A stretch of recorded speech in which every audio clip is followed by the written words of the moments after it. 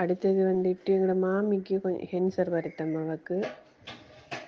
அவளுக்கு மார்பு புற்றுநோய் வந்துட்டு அவளுக்கு வந்துட்டு நான் இங்கினி மில்க்கும் கெனோடாமாங்கிற ஒரு டேப்லெட்டும் எடுத்து கொடுத்தேன்.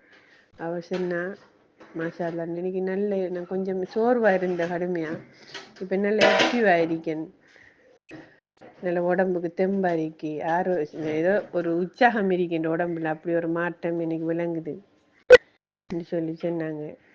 மாஷால்லா இந்த ப்ராடக்ட் எல்லாம் நான் பாவிச்சதால தர ஃபீட்பேக் தான் இது. வேறு அடுத்த வேலை பற்றியில் நான் எல்லாம் பாவிச்சிருக்கேன், உண்மையிலே நல்ல ரிசல்ட் கிடைச்சிருக்கேன்.